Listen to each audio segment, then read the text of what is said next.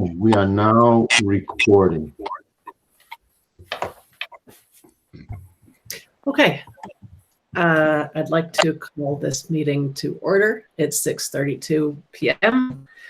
I don't think we need any intros. What a nice, intimate group we have. Yeah. I do have one change to this evening's agenda, and that is to add, is Jennifer Aldrich here? No, but she will be. And maybe, there she is. She's on the other page. Uh-oh. Let me see if I can get... to add a discussion of the Beryl Hinton Fund, which remained with West Windsor when we merged our districts, but activities still must be passed through our board. So we're going to add that at the end after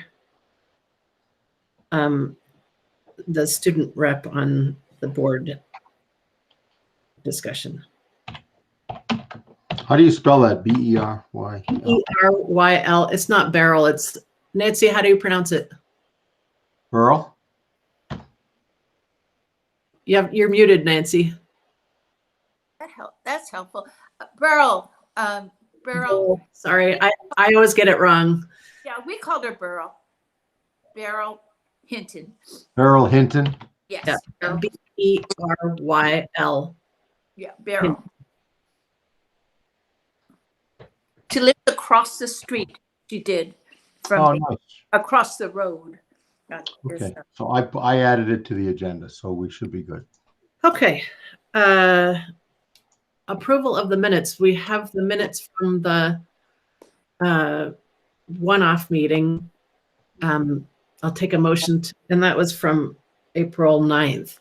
We'll take a motion to pass the meeting from the minutes from the April 9th meeting. So moved. Second. All in favor of passing the minutes from the April 9th meeting, please indicate by saying aye. Aye. Aye. Aye.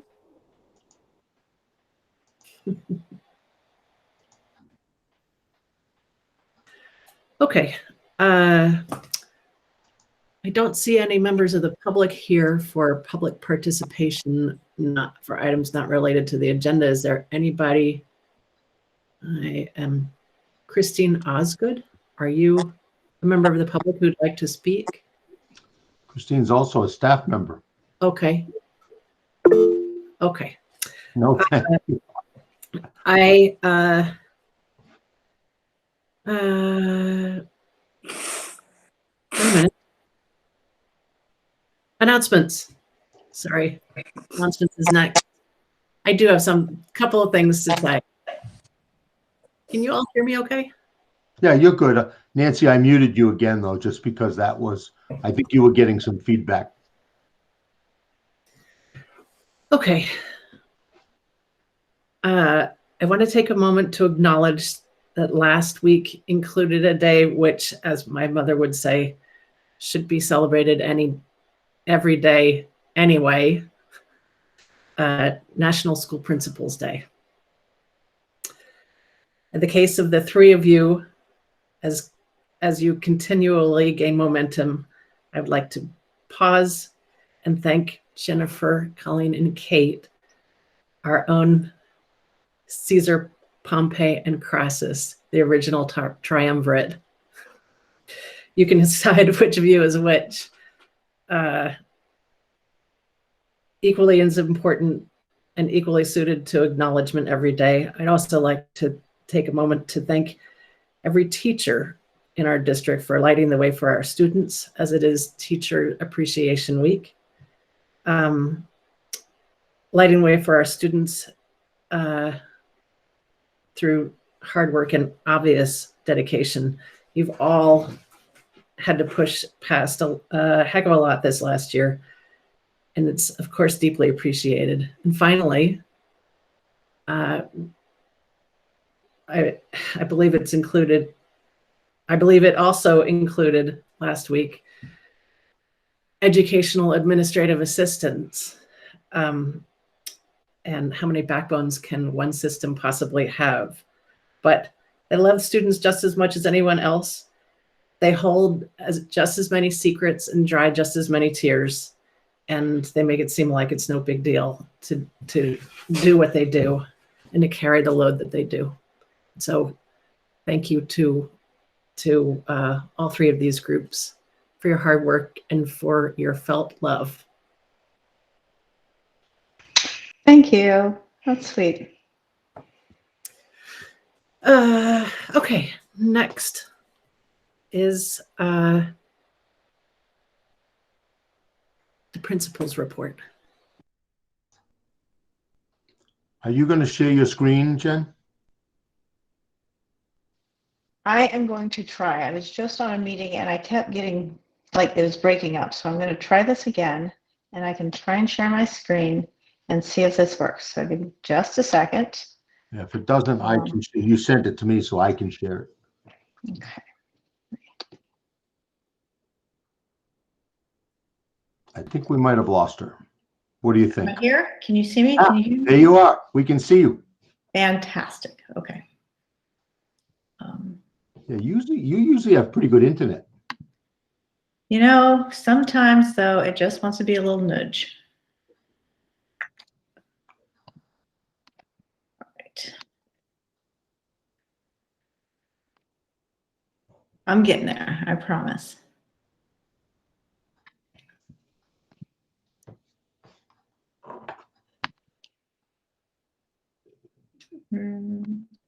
Could be the 20 tabs I have open. I don't know. That happens. That happens. Present a window. Yeah.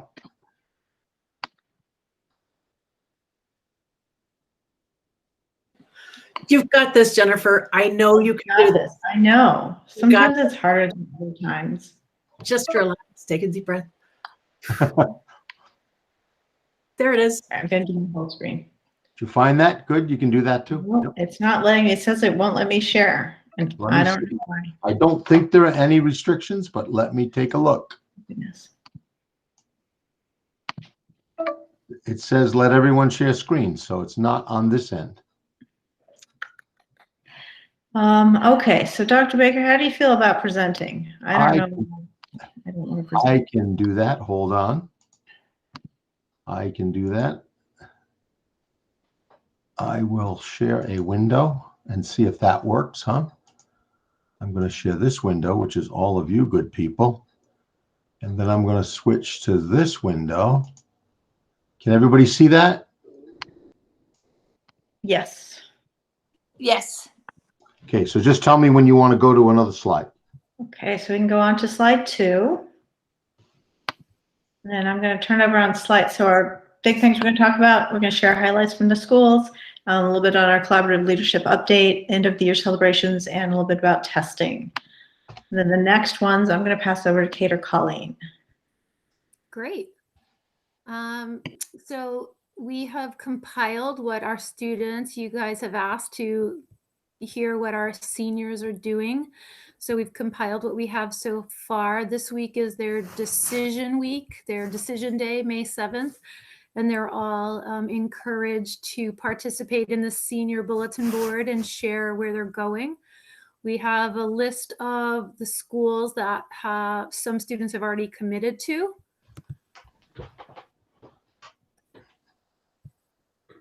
I can't see the bottom of the screen.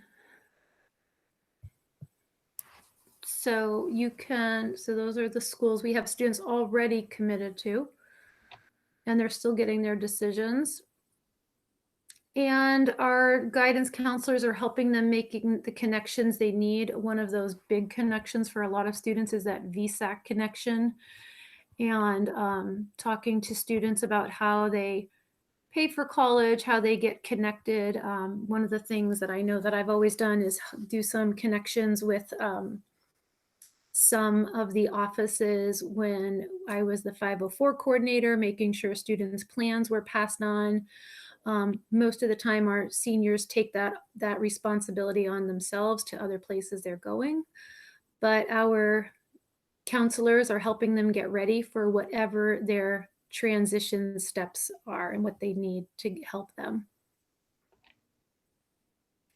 the list of what our students have shared so far, that 71% are going to enroll in a bachelor's degree, 3.1 are enrolling in an associate's degree program. We have 58 students in the class, 9.4 are entering directly into the workforce, and 3.1% are going into the armed services. We have 3.1 also undecided, and 12.9 that are taking a gap year. Some of the things that we are hoping to have for our usual end of the year celebrations, mostly everything on this list is what we normally do. Some of them are happening with accommodations. Some of them are being held to smaller audiences. Some of them are already intimate groups. So all of these items are happening to some degree. Our 8th grade passages ceremony in that last week of school. Our graduation is set for June 4th. Senior night is scholarship night with parents. That is set for June 2nd, the Wednesday before graduation. Our Underclassmen Awards happen during the school day, and one of the accommodations, instead of having our whole 9th through 11th grade in one auditorium, they'll be doing it one group at a time by grade level. Senior honors breakfast, we are going to try to accommodate that as well. Our spring drama production is happening in very small audience groups, in just the 7th grade group. Just the 8th grade is going to be the audience. They will be doing either spread out in the auditorium, or with a good rain date, they will be doing their theater performance outdoors. And they're doing about 6 performances for 7th through 12th graders. We are hoping to do the Grand March and prom, a senior formal dinner. It will all be based on guidelines we get from risk management and Jim Taft, but they seem to be changing often. So the date is set. It's at minimum a Grand March and senior dinner. Each day we get a little bit more information. So as we get closer to May 22nd, I'm sure the students are hoping it'll be as similar as to what they're hoping while they are masked. K through 6 step-up day will occur at the end of the year. In that last week of school, we normally do that throughout all the grades, all the way up to 6th graders meeting their 7th grade teachers. And our mountain day and our field days, instead of large groups, they will be smaller class grade level field day and mountain day appropriate events. Elizabeth, question on that? It wasn't on that, actually. Or anything, actually? It was on the last slide. And it had to do, okay. I didn't even see this. Sorry. I was busy scribbling. So is this, I mean, obviously this last 2 years have been really tough and really hard to compare to any other year in our lifetimes, but I wondered whether it's really hard to look at these and see a percentage, but with 58 students, but I wondered whether this is an average plans to enroll in a bachelor's degree, or not bachelor's degree, but college, or is that higher or lower than years past? I'm going to guess it's pretty close. There might be a few more students. I mean, like you said, Elizabeth, it's 58 students. It looks like 7 of our students have written that they're taking a gap year. That number, that 12.9% with the gap year, might be a little bit higher. And the enlist in the armed services for this year, we've gone years where students haven't enlisted, and last year we had 2 students enlist. So I mean, I imagine that it's trying to transport myself back to being that age.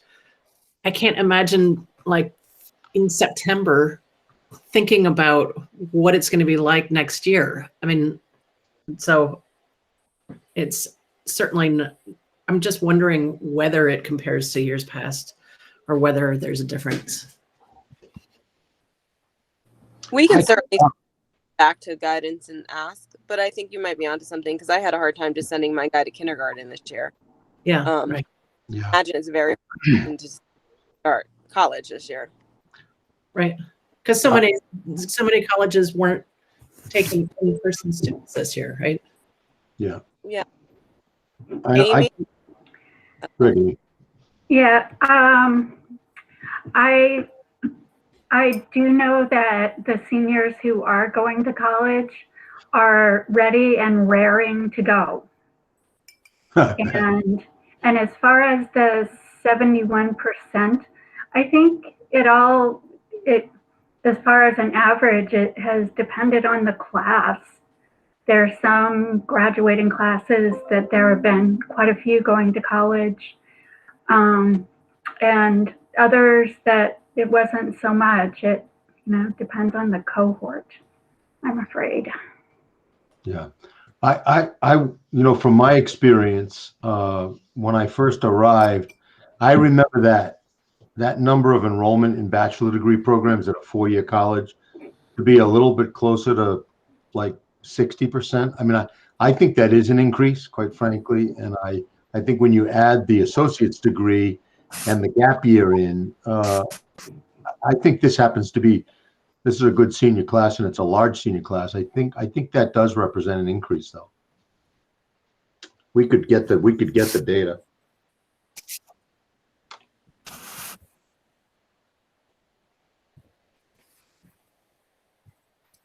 Kate, would you like to talk about National Honor Society? Sure. So this year, last year we didn't host the National Honor Society induction. I'm not even quite sure, to be honest with you, if we even had one virtual. I think it was just small on school. So we're excited this year. Jen Townsend was kind enough. I had taken on the role of NHS advisor last school year. And then when this new role kind of happened this year, Jen stepped right back up to the plate and took NHS back. So she has been working with our current members this year, which kind of missed out on their kind of time in the spotlight last year. And we have new members being inducted, and we're going to have it Thursday, May 13th at 6 p.m. in the theater. It will stay to our small event that it's always been with the students and their parents, the advisor and admin, but we'll be able to be safely spread out in the theater.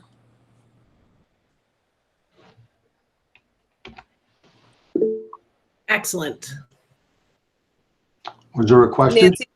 Yes. What are the Nancy has- criteria?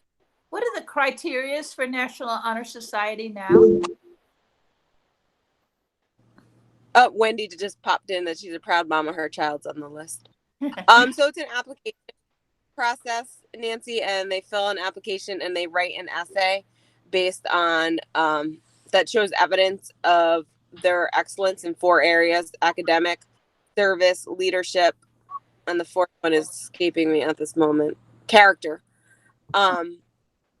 And they write an essay that touches on those 4 points, and then they have to just attach a short application with their extracurricular activities that are signed off on and their community service that are signed off on by the appropriate adults. Thank you. You're welcome. All right, and I can jump into with state testing just so everybody has the heads up. The expectations within the state of Vermont is that we do take the state testing. So the science assessment will go on this year, and it's for 5th, 8th, and somebody remind me, is it 10th grade? 11th grade. 11. Thank you. 11th grade. So those students are starting tomorrow with the science assessment, and then the Smarter Balance, the SBACs, is the ELA and math component, and for both schools, those are starting the following Tuesday. I think for the state level, they're hoping to just kind of get a baseline, and it gives us a starting point for thinking about where we are at the end of sort of this oddball year and a half. And then, we'll take the data as we get it and try and make sense of it and hopefully make use of it. I just wanted to add that remote students were invited to take it. So the 3 through 8 remote students will take it in June. There was a minimal request for high school students who are remote to come in and take it. So we are going to be able to accommodate them during the May month when the in-person high school is also taking it. So we'll also have that data to compare, which could be interesting. Thank you, Kate. Bill? Well, just so no one's confused, remote students are actually required to take it.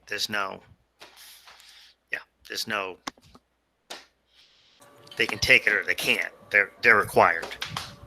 But you can't make them come in to in other words, they're required to take it, but they will not be counted. In the past, they had a number that had to, in other words, you get penalized if students didn't take it. The state has released that penalty now so that there's Right. really, quote unquote, no actual mandatory number. But, we didn't feel it was right to force kids Right. into it. You can't force them, but you have to put in a non-participation code, and 2 non-participation codes have been added, one for fragility and one for remote only. That's correct. Right. But it's not that their score doesn't count towards your total. It's not an exception. It's not an exemption. It's just an explanation of why they didn't participate. And the school still gets charged to 0. Yeah.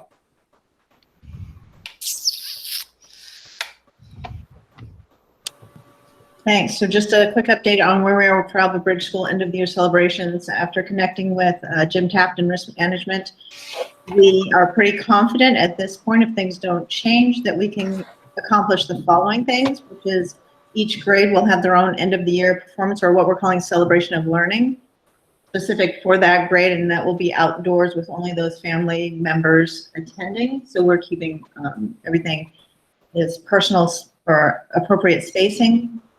We're hoping to do a field day, which will be one or the other day, and it's going to be pretty limited to things that have been approved.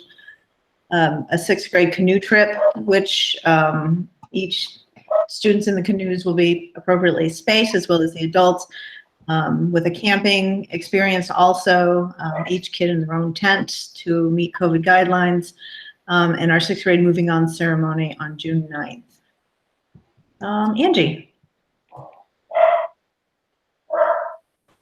I've had my hand up since we were talking about state testing. I just wanted to tell you that we did, just for your information, we did, are required by the state to show that we made every effort to invite our remote only students in for the testing. Interestingly, we have 6 students whose family wanted them to participate in the testing, perhaps 7, we're still waiting, and mostly 5th grade through 8th grade. And mostly from Windsor, which shouldn't be a big surprise since the larger percentage of students in remote are from Windsor. So, Thank you. Dr. Baker, if you want to go to the next slide. Oh, Angie, your hand's raised again. Did you want to jump into something else? Sorry. No. Okay. And just an update on where we are in our thinking about how to move forward with a collaborative leadership model. We're considering ways of looking at the strategic plan based on the Portrait of the Graduate work. And there are 3 main areas that we've sort of identified for the big work, being communication and data as one, culture and wellness as another, and then student success, voice and choice as a third. And we're looking at this point, really trying to consider taking each of the 3 of us and becoming experts pre-K through 12 in one of those for maybe a couple of years as we try and get our heads around what that looks like across the system. So they would be working in both schools in this area as we move forward. We haven't fully mapped it out, but that's kind of where our heads are right now, just to put it in the process. looking at sharing an observation, supervision, evaluation process as well. Just thinking about how we might do that in creative ways that would really give the best of excuse me, and as well as learn from each other in the process. It's something that we're hoping to do. And we're currently working on our social and emotional kind of supports being shared, thinking about how we can do that in a way that works for our students. And again, allows us to sort of share the wealth of knowledge and not just the people. We can go on to the next slide, which is just some fun student work. If you want to check that out at some point for ABS, you'll be able to see just different things that are going on within our school. Just some fun pictures.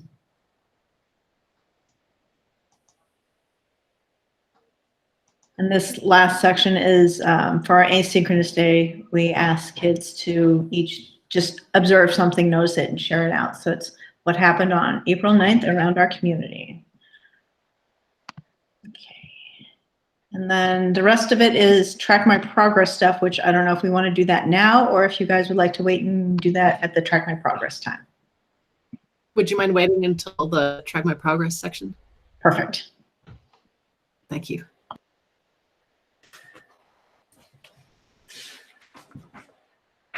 Okay, thank you all very much. Are there any questions? Hearing none. The superintendent's report. Yeah, mine will be brief because a lot of the items that I would report out on are on the agenda tonight, but just a couple of quick ones. We do constantly, as was pointed out by the principals, get COVID updates from the state, especially around end of year activities, a little bit around summer programming, and so that's constantly trying to stay updated with that and keeping people informed about that. But as Colleen and Jen and Kate said, it's a moving target. As a matter of fact, I just got an email about 2 hours before this meeting saying that there is some indication now that there may be able to be some dancing at the prom. So, I mean, I know that's a huge step forward, but we haven't sorted it out yet. We don't know what that'll mean for our prom, and I don't even know whether Kate and Colleen had gotten that information yet. But that just shows you how quickly it changes as we move forward. We also, I sent out my parent and caregiver weekend update over the weekend, and we've been working hard with our K-5 teachers and our middle level teachers, and more recently, just started this week working with our 9-12 teachers about next year's schedule. Again, we're sort of trying to navigate this a little bit in anticipation of what some of those guidelines might be. We've got some hints from the AOE around the fact that there will be still some restrictions in place, and there'll be encouragement certainly around masking, if not requirements around masking and distancing. So we're taking all that into account, but more importantly, really looking at those lessons we learned during COVID that were positive for students, and we've already gone over those several times, but our staff in general has embraced those, and they like the idea of the integrated work, the outdoor work, having family lunches in the classrooms, being able to have, less transitions and operate in a more of a cluster or a pod environment. And it seems to be working. And I think we're pretty well set K-8. And again, like I said, I released that to the community with the 2 o'clock to 2:15 dismissal. And got a couple of very nice emails back thanking me. I generally get those, for keeping them informed and updated as quickly as we do, or as soon as we do, because they like to plan for next year. And I didn't, and I don't know, it may just be luck of the draw, but I didn't get one negative email from anyone. And I will often get those too if people aren't happy with what I've what I've been told them or produced for them. So I know there were some questions, and there are some questions about after school programming for next year, whether that's the Bridging the Gap BTG program at Mount Ascutney, or even in some of the other schools. We've had some traditional after school programs, the rec programming, and we are right now assuming that we will be able to operate those programs in our building. And I think some of that's going to be logistical and some of that's going to be staffing, but we'll certainly work on that, because we do understand that for some parents, being able to have an after school option is really helpful for them. But stay tuned on that, because that requires conversations with our partnering agencies like Bridging the Gap and like HCRS and the rec departments. So we haven't finalized that, but the hope is that we'll be able to do that. Lastly, I just want to report out that we had a very successful first encounter with our anti-racism and equity task force last Friday, or I guess it was the Friday before. I felt that Dr. Melissa Crum with that group did a great job facilitating that meeting, and we had, to the task force credit, there's probably about, I think 30, if we count the board members and administrators, people on that task force, and it was, with one exception, it was nearly 100% perfect attendance. So I think there's a passion, there's a commitment to this work, and I know that I did get an email from Elizabeth asking, and I assume you meant that task force Elizabeth, but asking about Chief Frank, and I haven't had a chance to reach out to her yet. But at the time we originally set up the task force, we didn't have a chief of police in place, so we had an outgoing chief, so we didn't really reach out to them. But I think that was a great idea, and I will reach out to her and see if she wants to join that work. And I'll certainly get back to everybody on the task force if she does. I think she would be a great addition, given her background. She's got a strong background in teaching and learning and education, and so I think she would add to that. So that was a good suggestion. I think that's it for now, unless you have questions. I do. When is the next meeting of that task force? Next meeting of that task force, I'm glad you asked that, is next week on the 14th. 14th from 2 to 4 p.m. I'll send out a reminder. The invite is there, but it wouldn't surprise me if people haven't, it's 2 to 4 on the 14th, and I'll remind everybody, including Chief Frank when I reach out to her. Rebecca has her hand up. Yeah, David, were there some documents associated with that last workshop? Because I never received them, and I wanted. I can send them to you. Thank you. Yeah, that's good. And I thought when I sent out the reminder and expedited, Elizabeth, I thank you for that. But I thought I would send out those, because she had a couple of podcasts and a couple of things she wanted us to read. So yeah, it's not something that you can do just before. It's not quick. I quite a bit of it. Yeah, I plan to send that out tomorrow when I send out the reminder for the meeting. That'll still give people a couple of weeks to do that work. But she gave those assignments right at the end of the workshop or of the meeting. That's it for me. We do have a couple of other things on the agenda that we'll address when we get to them. But I'm good. I don't have a legislative update. Usually I get an update weekly. I didn't get one last week. And Elizabeth, I don't know if you have anything to report out, but feel free. We have a lot coming up in the next couple of weeks, actually, and particularly with regards to education. Good. One of the things that's been really interesting to watch is S100, which was originally called the Universal Lunches. Yeah. it came up on the Senate floor the day before the federal government gave the nod for universal lunches. And so it was, I can't remember what the term for it is, set aside. It had a set aside order. And so it lay dormant for a little while, and then it was taken back up. A couple of the things that are really interesting about this bill.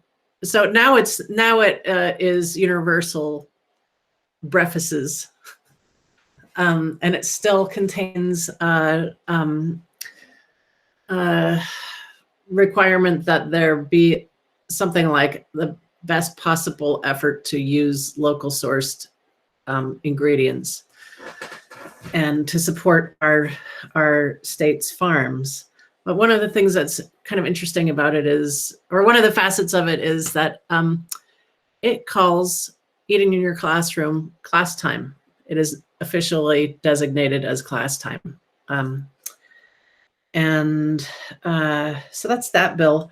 There's S16, which I think will interest a couple of people, which is an act relating to the creation of a task force on exclusionary discipline reform.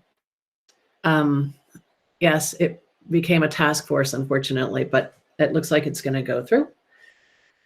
S115, which is what they call a Christmas tree bill. It's an act relating to miscellaneous education changes in education law, and that starts off mildly referring to our state's library system and the use of funds for municipalities and vice versa.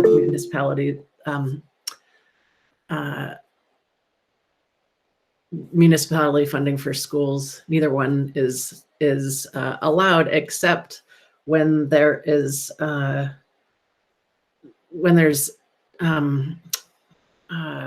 family or families or group of families or community which has limited English proficiency, and then the school and the municipality can both fund translation services or outreach services. There's an update to physical fitness programs statewide to include a wellness portion. There's a provision, a requirement that all schools provide menstrual products henceforth in bathrooms, and it funds the Ethnic and Equity Standards Advisory Group, which has been really needing funding, or at least it funds it enough to get going. And finally, as Ed Connors will be thrilled, and possibly Billy Yates will be thrilled. I don't think so, though. It pauses the e-finance thing, and hopefully they will get it fixed while it's paused. That's S115. H171 is about to pass the Senate, which is the governance and financing of Vermont's childcare system, childcare system. Let's see. And last but certainly not least, S113, which is the Waiting Study Implementation Bill. For those who don't know, the Waiting Study is a study which was done through the University of Vermont at the request of the Agency of Education. 2 years ago, it was released on Christmas Day 2019. And it has to do with the equalized pupil formula and how, well, one of the things they found was that the weights for equalized pupils were actually made up in some cases. There wasn't actually much of a formula. And they acknowledged that some of the weights had to do with politics. So the UVM did a study actually trying to find an equalized pupil formula that would weight for poverty and underserved populations. And unfortunately, the bill started off as an implementation bill, and it has become an implementation study task force. And it's now gone to the Ways and Means Committee, where I have been lobbying to have the Ways and Means Committee put a pause on the excess spending threshold and penalty until after the new weighting, the weighting study implementation has been completed, and then they can add back on or figure out what to do with the excess spending penalty. Sorry to be wonkish, but there we are. Elizabeth, just a quick question. Is that getting any traction, your request to hold off on that spending threshold? Are you getting a positive response when you mention that? I've had a few conversations over the weekend. I know that there was an undercurrent.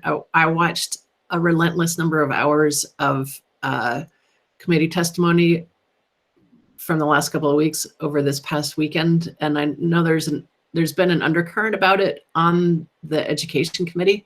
It's not really education finance isn't really the bailiwick of the education committee. It's really the bailiwick of the Ways and Means Committee. And so I talked to a couple of members of the Ways and Means Committee over the weekend, but it's only Monday, so I could answer that question later, but I didn't get any pushback. No, that's good. My point was going to be that, and you know this, right? I mean, VSA and VSBA and even VPA sometimes, but mostly VSBA and VSA can act as pretty good lobbyists if we need to, make a more generalized statement about that, because I thought it was a great idea. I mean, I know that's clobbered a few districts that are going to do much.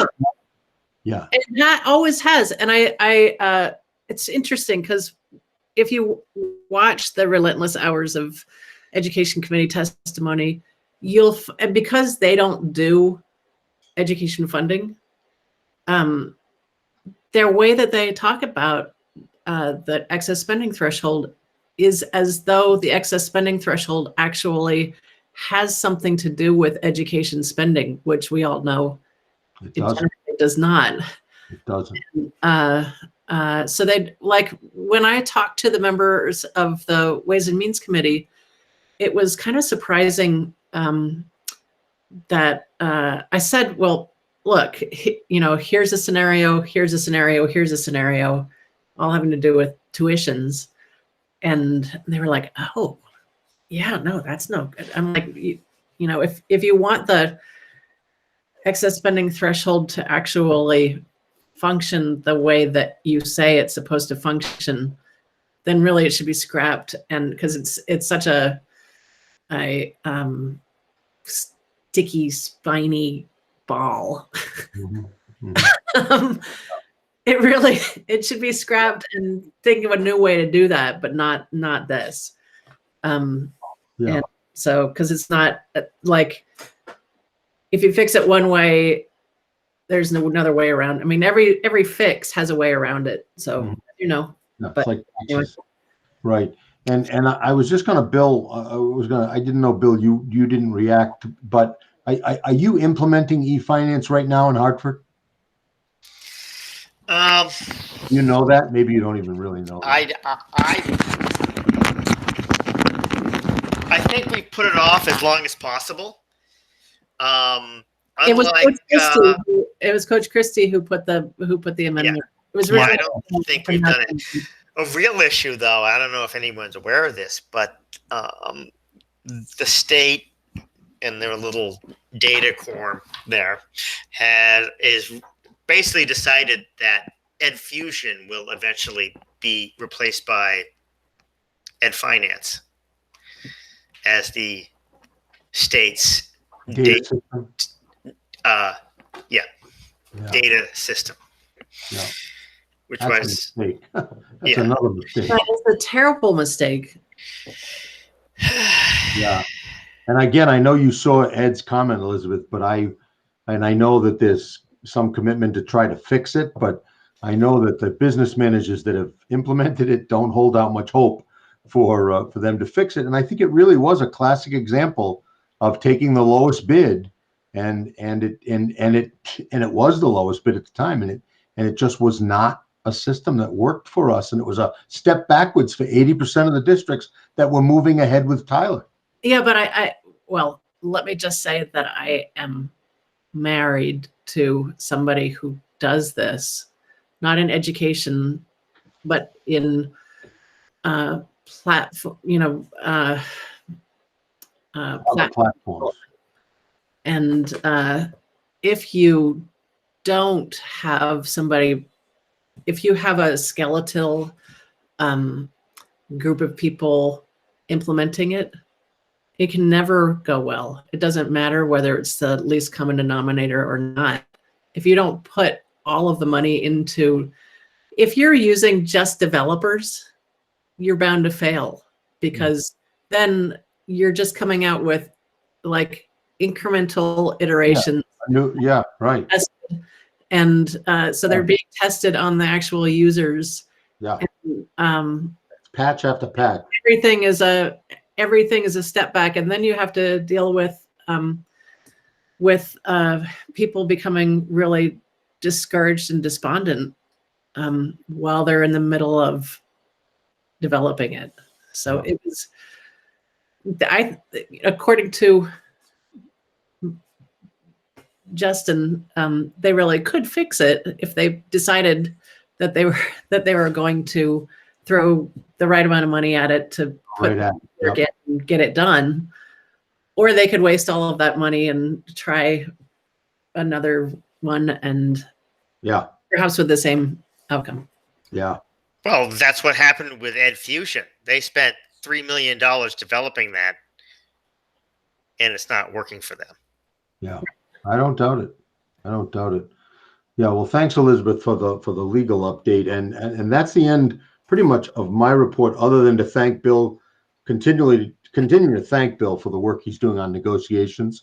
We have another meeting this week, and I cannot tell you how many hours Bill has put into both language and salary offers, and I think I think really it's phenomenal work, and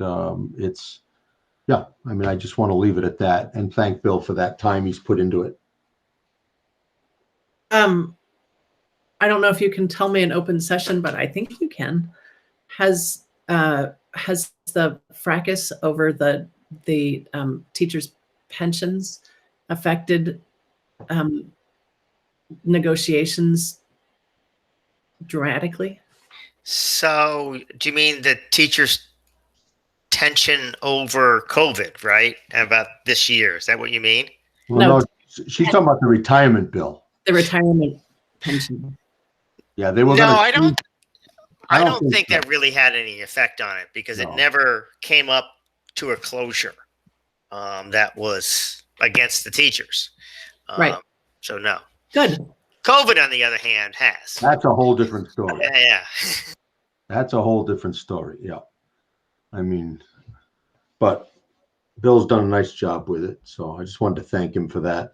And we'd love to finish. We'd love to get it finished before the end of the year and not have to go into another school year without, a contract. But we are trying to get, more of a multi-year contract, so we don't have to do this every year. And so consequently, you have to be more careful, because you don't want to leave something out or put something in that you're going to have to live with for 3 years. So it's there's just a little more care that goes into it.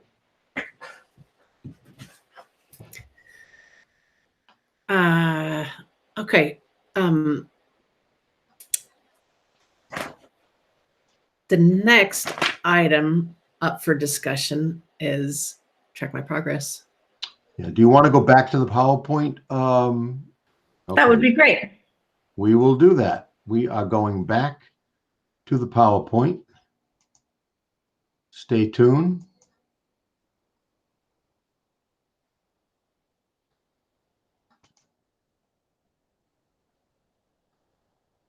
And one more slide down should get us started. Is that good? And let me go to present. I want to try to do just this slide. And I think there's a way to do that, but maybe not. Yeah, there we go. There you go. Look at that. That's scary that I could do that. All right, so the data between ABS and Windsor gets shared a little differently because of the small numbers of ABS. We don't want to identify anybody. If you said first grade and there's only so many people, it's easier to identify. So when you get to small numbers, we don't share out. So we've got everybody in the school clumped together in this one right here. So what I thought was interesting is just looking at the different areas in both ELA and math, and just talk a little bit about how we might use some of this data. So for example, you'll notice, so the red indicates what percentage of students in the school who tested on a specific component. So at the top of being counting and cardinality, how many in the red would be like significantly below, yellow would be in the warning zone, blue would be at expected level, and then the green is the above expected level. So the way we would use this, and let's say this was just one class we were looking at, we might be able to look at this and notice we've got 3 areas where a significant number of our students are significantly below. They might then be targeted for specific interventions in that way. And if you've got, like, for example, if you look at statistics and probability, we might suggest that with almost 50% of our students struggling there, that would be a great chance for additional reteaching of the same component. So that would be how we use the data. If you want, this is our math track my progress. And the next slide, Dr. Baker, if you want to go to that, is the Wait. Oh, go back. Sorry. Please go back. Mm-hmm. Okay. Nancy has her hand up for one thing. All right, Nancy, go ahead. I can't hear you. Muted, Nancy. That got hit instead of the, I wanted to read the captions that were coming. Sorry. Well, that's okay. So I can slow down if you'd like. So the top one is all students in math in Albert Bridge School, regardless of grade. So it's like clumped them all together.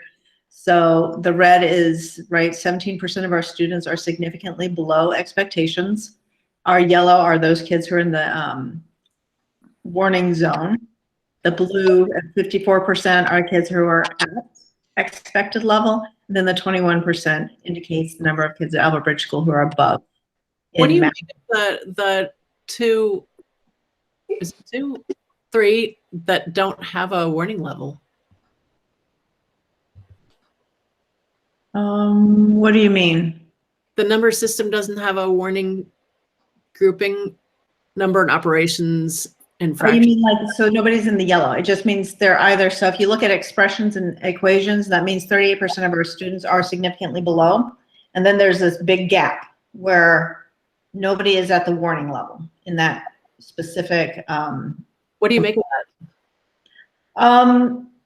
You know, when you take the assessments, sometimes you can be pretty close on the edge one way or the other. So it's possible that the kids who might have normally been in yellow, maybe we haven't gotten as far along as other students around the nation in this area. So maybe they've fallen into the red zone. Or, you know, sometimes it also has to do with, sometimes, and I'm not saying it here, but for example, geometry has always been an area of strength. And so, you know, you could think about, is there a way that students sort of are able to bolster each other up through just their access to language and things like that. So, you know, I mean, they're small numbers. I mean, some of these are smaller classes, and, you know, for example, expressions and equations, there's only 8 students who took the test. So we're not specifically going to say what class or who may be taken that, but there's just a gap. We've got. I know, I tend to blame the test, of course. because it seems to me that there should always be a yellow band, that there should be some kind of warning level between red and blue. That it seems like there must be a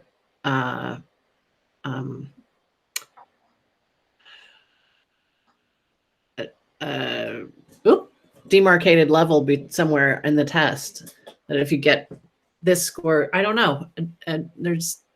So there could be, I mean, take numbers and operations, the fractions component, we've got a red straight onto blue, straight onto green. It just means none of our students happen to fall in that warning zone. They either were significantly below or at grade level or above. Bill, I knew you were going to raise your hand, and I'm glad you did. He's got the It's important to understand when you look at cut scores within any standards-based system or proficiency-based system. When you look at a really large, it has to do how things are calculated. The largest band of within a cut score is always proficient. You know, that's a very large band, and below is pretty big. Below and exceeds usually about the same size. Near, which is what yellow is, it is usually a much smaller band, which is why that band usually is typically in any assessment is the smallest of any of the bands. It's how it's statistically figured out, and when the cut scores come in. I'm struggling here, not dipping into the math and explaining it that way, because but that really is the reason. It's because that cut score band is so much smaller than all the rest. Understood. And I still can't help but think that it's not the fault of the test that there is no yellow on those 3 questions. Also, when you look at the fact that the number of students tested, like geometry, there were 48 tested. You have a yellow band there. Measure and data, you have 40 students tested.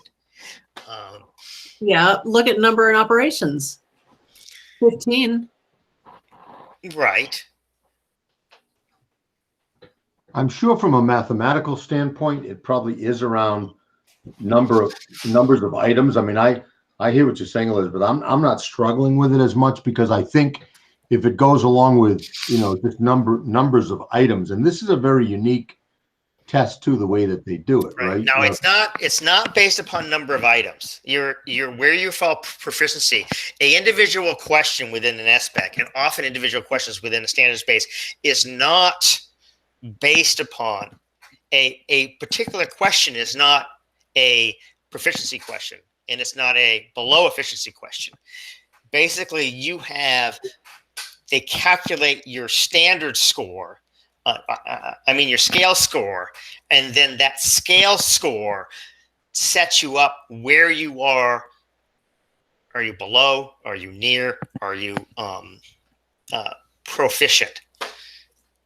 And so, but given that, you could have just below and achieved, right? I mean, Elizabeth's point is you always need a near, and I'm not so sure you do need a near. I think you could have, much like we've got in 3 of these cases, you either did it or you didn't do it. There was nobody in that near category. Right, and the other thing is that the near category is a calculation. SBAC only measures 3 levels. It measures proficient, above proficiency, and below proficiency. The near is a calculation. Right. Okay, here's a question, and I think this is going to help me. Does the Check My Progress measure student by student and then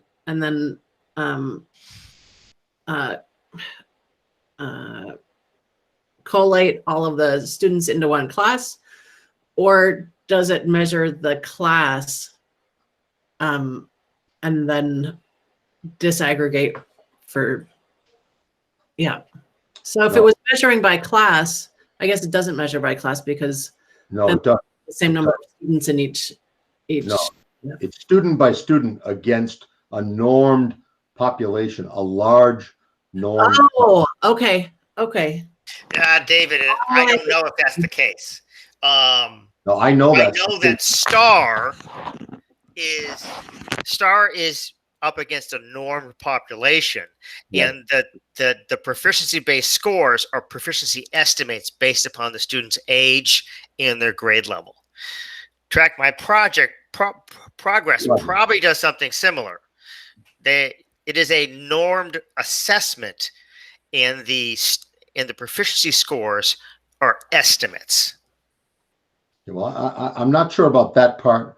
I do know that it goes against a normed group essentially, because they renorm it every single year. Right. Which means that the proficiency scores, which are listed here, are actually estimates. It's not a norm-based test necessarily, but they can create a norm-based estimate. Right. And Angie has her hand up. So Track My Progress is the help menu says this: Track My Progress percentile scores allow students to be ranked among peers who completed the test during the same test window of the year. This is based off of the data collected during the norming period from a nationally representative United States sample. The percentiles range from 1 to 99 and can give a teacher, administrator, or anyone involved in the student's education an idea of how well the student is learning. For example, if a student is ranked in the 70th percentile, they would be considered to be above average. However, if a student is ranked in the 20th percentile, then they are below average. Percentile is not a measure of how many questions the student answered correctly. If a student is in the 30th percentile, it means they did better than 29% of the students who took the test during the same month in the norming period. Mm-hmm. So these colors just indicate which students fell in that percentile. Yeah. Does that help? No. Well, that's the interesting thing about Track My Progress. Track My Progress is different than SBAC. It's different than a criterion referenced. It's not, like you said, Bill, it's not item by item. It really is a large national sample, and our kids are working within that sample. Right, but there's two calculations though. You have everything is calculated to what's called a scale score. Yeah. Okay, and then from the scale score, they figure out how Angie said it. They figure out their percentile. But from the scale score, they figure out their proficiency level estimates. And this looks like a proficiency score estimate. This is not a percentile score.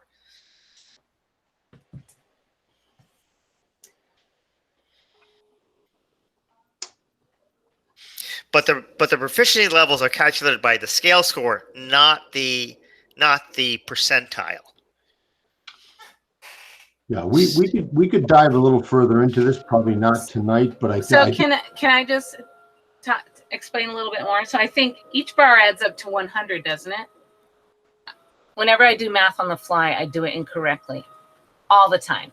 So yes, I can't add it up. It looks like, so that 48 student tested, 17% of them fell in the red zone, 8% of them fell in the yellow zone, 54% were at grade level, and 21% were above grade level. That's 100%. What we do with these scores, because each kid takes a different test, even though because it is computer adaptive. So each child takes a question, and then the next question is based on that answer. So not every child takes exactly the same test, and there's a bank of I don't know, hundreds of questions at each grade level, and thousands that they can take. So when we're looking at these scores, we really think red and yellow are, I mean, we look at the whole group, and like Jennifer said, if there's like 50%, that means that's universal instruction. We have to go back in, do some more teaching. And a lot of times what we find is that it's because that unit in math, for example, that unit has maybe came the next month after the test was given. So it's not uncommon to see that kind of thing happen. And also it tells us these students are struggling, or they did something when they were taking the test. So it's just, and what I think Track My Progress is best used for is to look at trends over time. And I think that's the power of it, because we have been giving it for so long. It requires a deep dive to get more diagnostics so that you can actually pinpoint exact things that students are struggling with.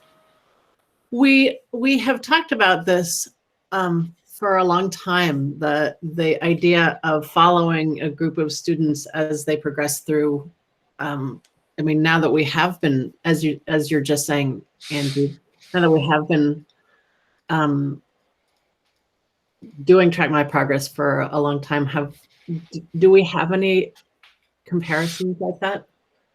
Yeah, we do. I mean, I don't think we have. Yeah, I can pull up some other slides. Give me a moment. I've put some together that have something like that. I know that what they did in Windsor was that you take K, what they were last year, and K, what they are this year. You follow through the cohort. First graders, right? So they've got that going on. So I'm happy to let them skip, and I can go see if I can pull up those other slides real quick. Okay, and thank you for adding the fact that it is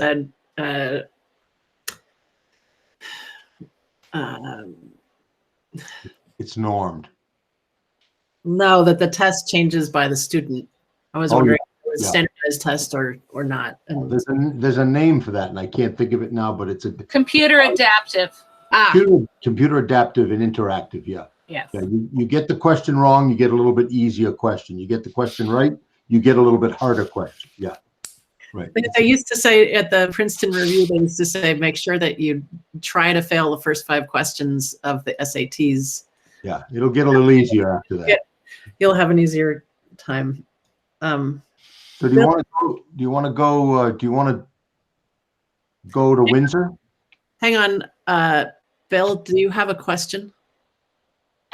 Or is that a legacy hand? Okay. Rebecca has a question. So my question is these is this data used to help parents understand where students in the school are and the direction that the school is going to address these particular issues? I think it's a great graphic, but I'm just wondering if it's used with parents in the community.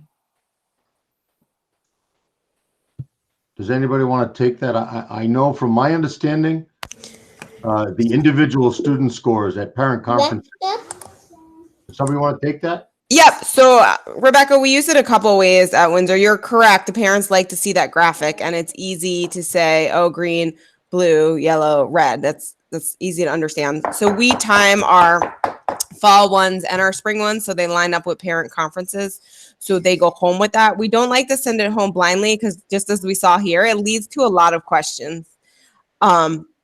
And we're able to take deeper dives on an individual student and actually pull up questions and give examples of what went right or what went wrong, why something is indicated above grade level, below grade level, or on grade level.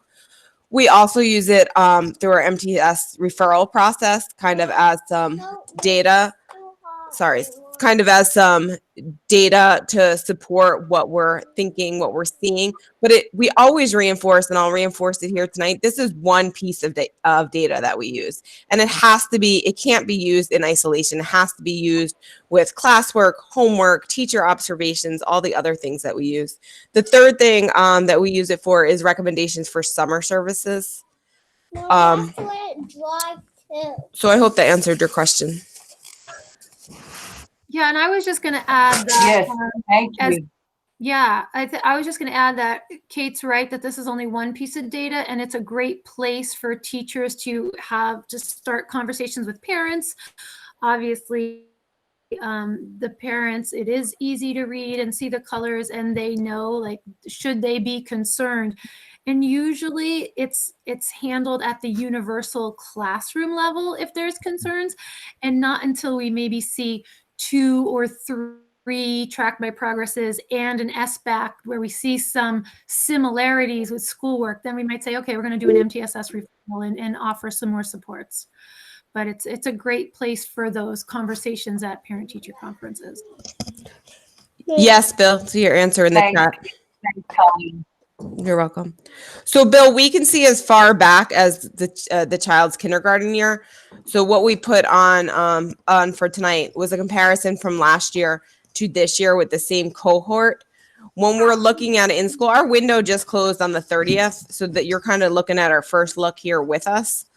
But as we're looking at it in school, if we see anything that pops out on us as a huge difference in a cohort from last school year to this school year, then we're looking back at the previous years. But what jumped out at me right away when we looked at last year's to this year's, we probably we didn't have 100% of our students take the spring last year because, we shut down right at the kind of midway point of that data. So David, if you could move forward to the first Windsor slide.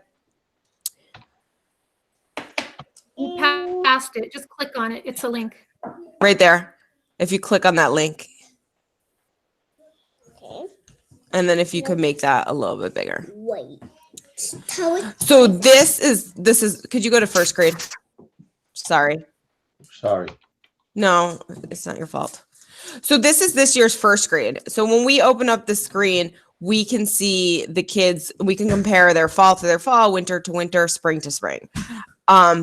We can go back as we go up to second grade. We can go back K1, 2, third grade, K1, 2, 3. We just didn't include that here because, like I said, our window just closed. We just started doing this comparison, and that would have been a ton of information kind of right here. Mom. But I'm happy to put all of that into one slideshow and share it out with the board by the end of the week. So that's where we're at Windsor. Yeah, Track My Progress creates this for us, Bill. Well, I it's really asked simple because we use STAR, and just before the pandemic, Renaissance Learning took away that ability for administrators and teachers to go back to past years. And that's been a huge complaint I've been dealing with. It's just because I can pull all the old data out in one big download. I just can't, within Renaissance Learning STAR, look at multiple years. And it's just handicapped me. Yep. So from our first look from this, that, like I said, there's nothing that jumps out as a super concern that's different from years past. But this was just a first look, and to be interested to look at the trends, not only from one cohort to one cohort, but if there's a certain grade level where we're missing something, and that would show a drop in all the cohorts, at that grade level all over the year. So this was just our first look. I'm just running through them here quickly. Thank you. I mean, I did notice that's 8 to 9.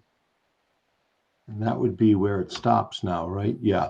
So I did notice back here, this, if you look at the math cohort here, grade 2 last year to grade 3 this year, right? I mean, we had a lot of kids in the green in grade 2, and it looks like we've had some regression there. Is that the way to look at that? Yep. Which is not surprising, but I think you'll see that throughout these slides. But I do know it would be nice. Maybe there is a way, I think, Kate and Colleen and Jen. I know with Jen, it's a little harder because you start comparing cohorts, it gets very identifiable. But I think we could either do Mount, I don't know if maybe we can't do a Mount Scottney, but yeah, I think it would be nice to see the K-8 flow and follow a cohort right through. And if you know that's probably not a bad idea. I know Christine did that in Heartland, and it was very informative. Is there a way, like, since we are, that's what I was just gonna, well, that wasn't what I was just gonna ask, but is there a way to do by student K6 so that when each student like goes from Albert Bridge to Windsor, they have the,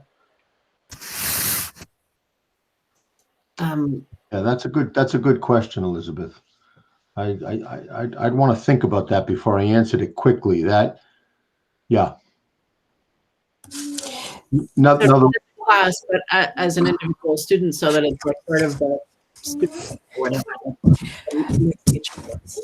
So we can look at it at individual students. We actually, there's probably, I'm going to say countless here, for lack of a better term right now, ways to look at the track my progress data. So one of the other things we actually have a running list that prints out all of our students who took it. So all of our 300 students that took it, and it just ranks them. You don't know. I can see the individual students, so I know what their grade level is, but it doesn't have what their actual grade level is. It has what grade level they tested at. So it's one list that compares all the kids in the school. So the more we play with it, the more questions we ask Larry, the more ways we'll know to present it and what we're best looking for. We could even, Colleen and Jen might not love my partnership here right now. We could even set up kind of an informational session for you on all the ways to look at track my progress and walk you through what we can see on our end and how we can do that. And another question I have is, like, if I, as a parent, because I'm going to as soon as I get off of this meeting, wanted to get all of the data for my kids as they move through the system. Who do I ask about that? Do I ask Larry? Do I ask? I don't know. Amanda, would that be something that you request through Amanda or through David Gall? I know in our school they request it simply through their classroom teacher. The classroom teacher would have access to years past? If they don't, then they'd put in a help desk ticket and the help desk would give it to them and then pass it on to you. Yeah. Okay. Amanda might be the best. Jennifer or Amanda would be a good place to start. I mean, it's very available. Okay, thank you. And any parent could request it if you wanted to. Absolutely. Okay. Rebecca, I see your hand. Oh, Colleen, I see your hand as well. But I don't know whose hand is. I think they're all legacy hands. Oh. Legacy hands. Okay, are there any other questions concerning Track My Progress? Did all three of you get to say what you wanted to say about Track My Progress? Yeah, Kate, I think so. Jennifer, and Angie.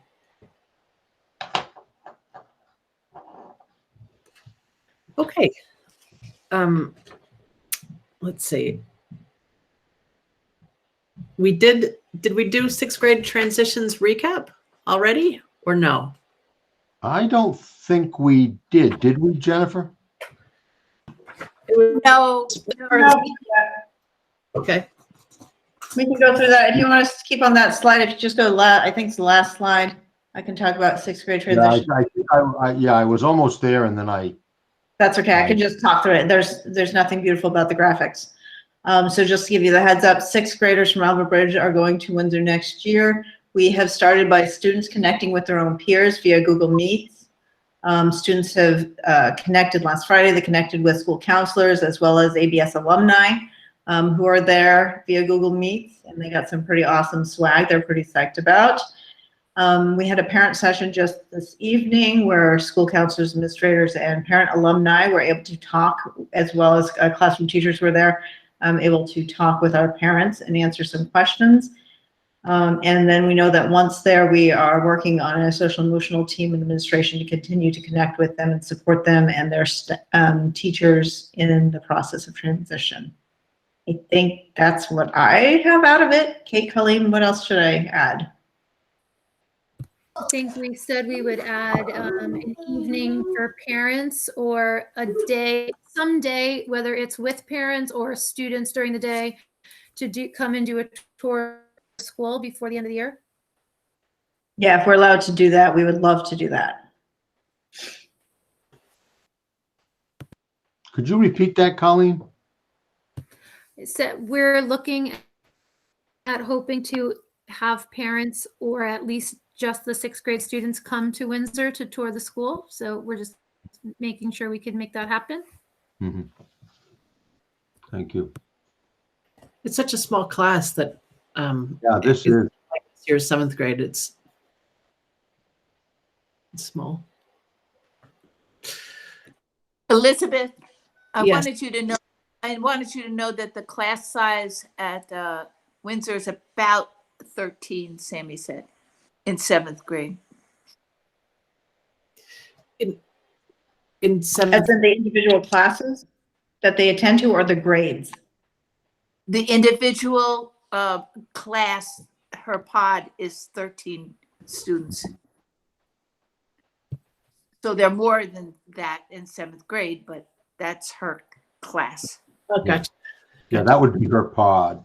Does that sound right, Colleen and Well, Kate? that's specific to this year with a 6-person team and COVID guidelines. Normally, Right. it might be more like 15 to 17. Yeah. But our current 6th grade, which would be next year's 7th grade, also coincidentally happens to be one of our smallest classes at our school. Which could work to our advantage in some ways. Yeah. And how many 6th graders are coming over from Albert Bridge, Jen? Okay, 7. Good, got it. Yep. So 2 small 6th grades coming together. We like that. That's good. Okay. Are there any other questions about 6th grade transitions? Okay. Summer plans. Summer plans. I'm going to turn this over to Katie Ahern. I know she's looking at me like, I know you're going to do that, David, because she's been working really hard on putting the summer plans together for us, our recovery program.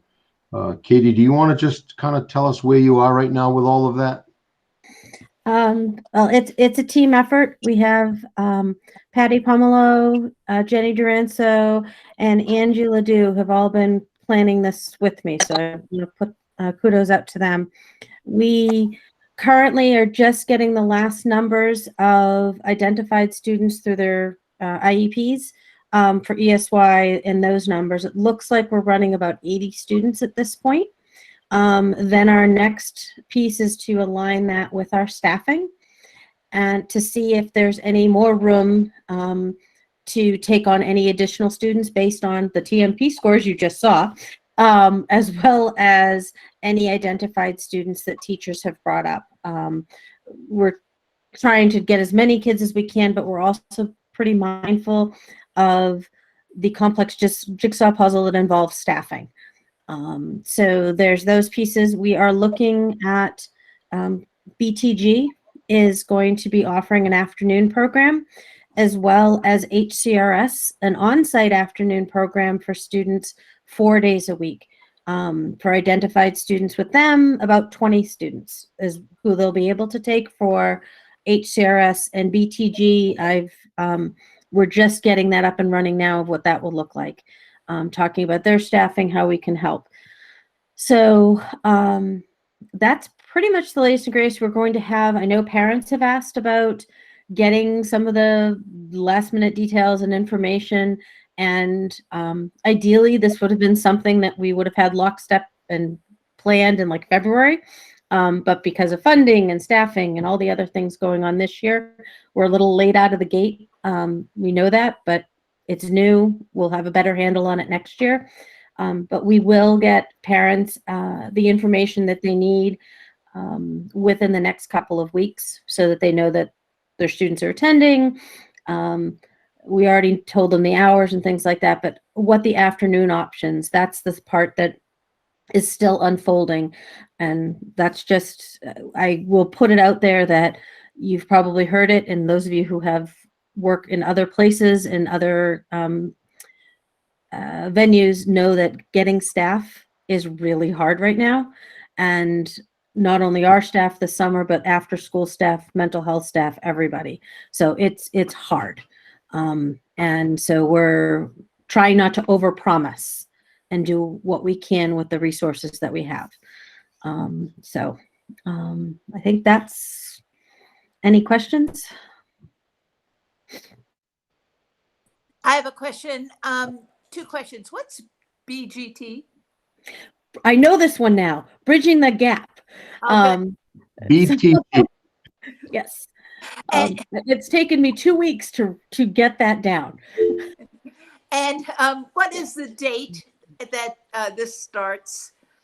July 6th, which is a Tuesday, through August 6th, which is a Friday. So 5 straight weeks of services, and it will be, students will be there from 8:30 to 11:30 each day. You know, one of the things too that slowed Katie down a little bit in terms of the afternoon planning, because we had met about 4 or 5 weeks ago with our rec departments, both in Heartland and in Windsor.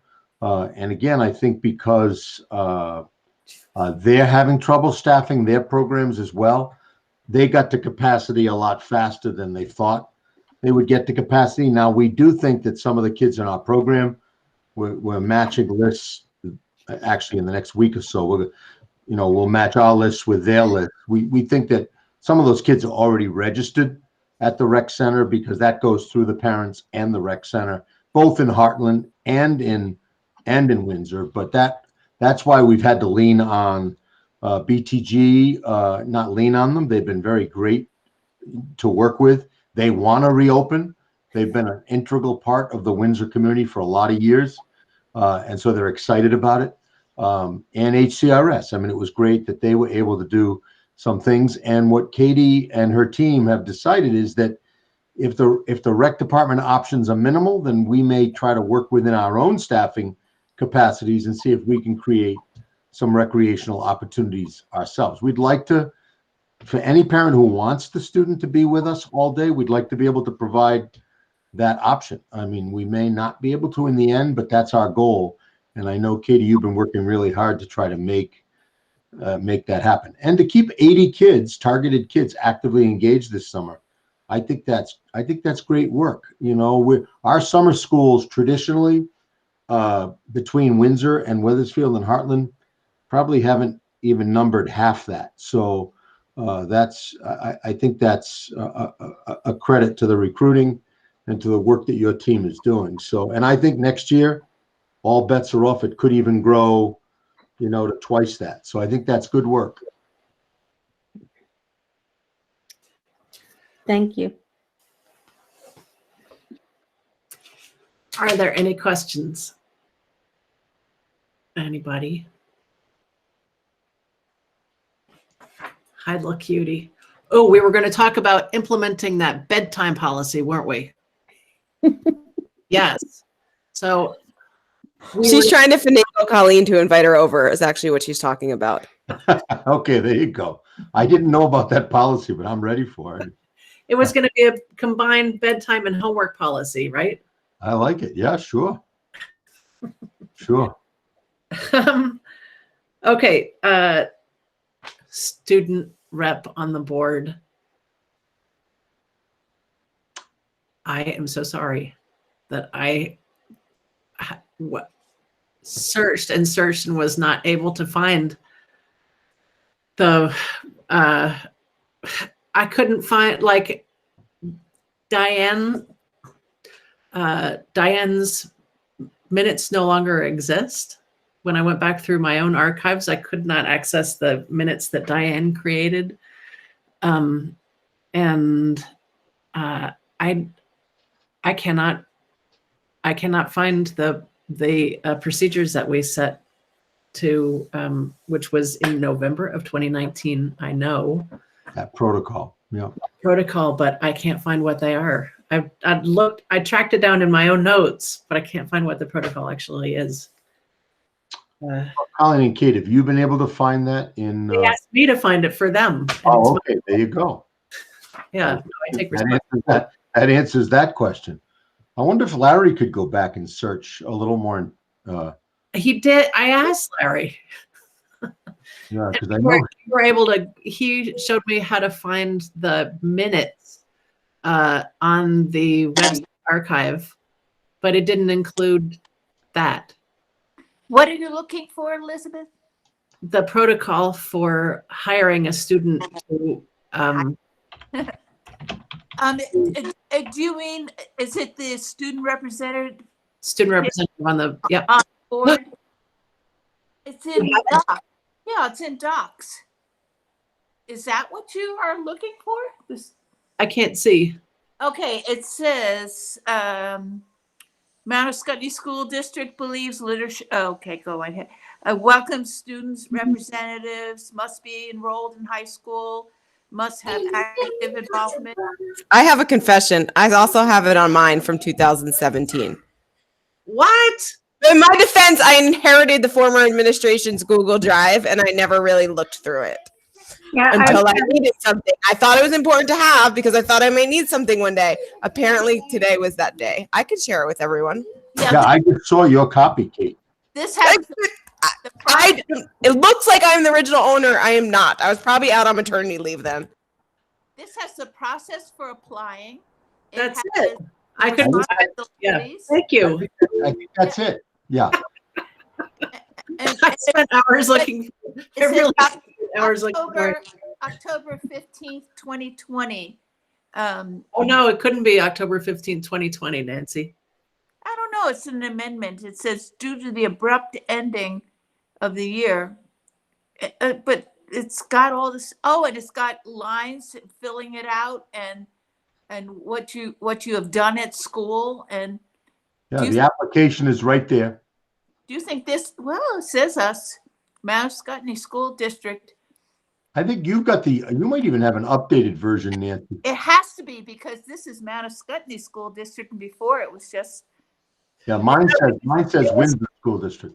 It was Mount Scottney School District. It was in November 2019, and I found in my notes, and the reason I know it was November 2019 is that Amy and I both attended the VSBA annual meeting, right.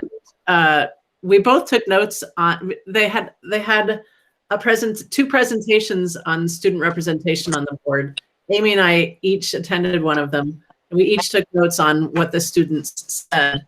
Mine was the presentation where the superintendents and principals also attended. And Amy's was the presentation where they didn't attend and the students had something completely different to say. And we, our meeting about our next meeting about the student representation on the board included that commentary from the VSBA meeting, which was like in late October, early November. Yeah. I'm just going to send this to you right now, and you can see if that's what you want. Yeah, the copy that Kate has is an earlier version, I think, because it still says Windsor and it still talks about Yahtzee. I don't even think Yahtzee exists anymore, does it? Colleen and Kate, or does it? We don't have the Yachts team anymore. We've combined our social equity That's what I thought. team with multiple groups. Yeah. It's Yachts. But Yachts, right? I say Youth, right. Youth action. No, it's youth, youth and adults transforming schools together. You go, Amy McMullen. Nice. And it's through Up for Learning. Right. I like that.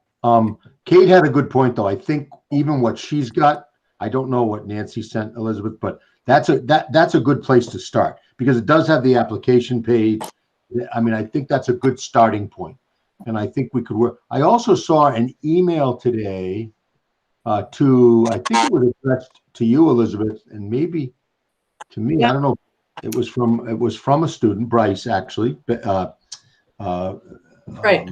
Wendy's son, who who indicated some interest in doing that student rep work. But I think, again, a process, and I think our goal, I think we decided the goal, right, was to try to get something. I mean, we wanted to get students to start attending, but to do something formal at least by the fall. Is that correct? Yeah. But his letter indicates that he'd like to start now. Oh yeah, yeah, and what is his? What is he, a junior? Is he a junior, Wendy? Yes. Okay, yeah. I mean, I think, yeah. Did you say he sent an email? I haven't seen my son all day today, so you're telling me something I don't know yet. Oh no, he doesn't tell you anything. He's currently at soccer practice for another 5 minutes. It was well written. To Amy and me, and I forwarded it to the rest of the board and David. That was it. Good. Yeah. And I mean, I think he could start attending as early as next month if he wanted to. I mean, we sounds like his first task is updating this form. Right. Give him that task. Well, in his letter, he said he's happy to connect with his classmates and students in the high school and get any feedback we're looking for. And I would like to say that Bryce would be a wonderful representative. Excellent.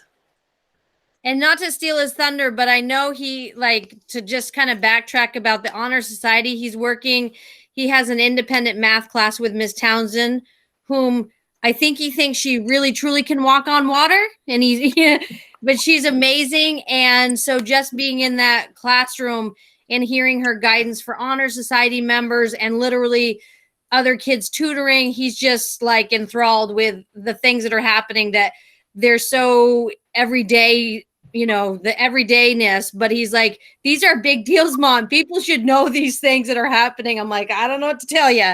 So he was pretty excited about that, not to steal his thunder. He's mentioned that in his letter, actually. He said he would like to tell the board about all the good things that are going on at Windsor. So, well, great. Excellent. This is good. This is the most progress that we've made in months. Yeah. Yes. In spite of my not being able to find the... So it sounds like Colleen and Kate and Jen will be able to take the next steps here, both in consultation with Bryce and using some of that form. Excellent. Amy, I see your hand. Yeah, I found the same thing that Nancy had. The student rep on Mount Escutney School District School Board, the whole thing. And it is from September 2020 or something. Yes, that's the one I have. And Kate sent it along, and it's the exact same thing. Yeah, and it's in Google Docs. All right. Excellent. Okay. Are there any other questions or comments about student representation on the board? Can we just, what do we need to do next? Does he need to apply so we could get him on as soon as possible? Yeah, do we want to tell other families and students that the opportunity is open? Yep. I think we should move forward with having Bryce on the team, since he took that initiative to reach out to us and kind of light the fire under us to get this going. So I think we should accept that, have him fill out the application as a formality so we have it on record, and we'll move forward with getting the information out to other students and families. Yeah, that's great. Good plan. Yes, I like that. Perfect. And you will all me. I'm sorry? I said, and I'm not just saying it because Wendy's here, you will all love Bryce. He's a great kid, and he'll take this seriously. He doesn't do anything without being very serious about it. Okay. Rebecca, I see your hand.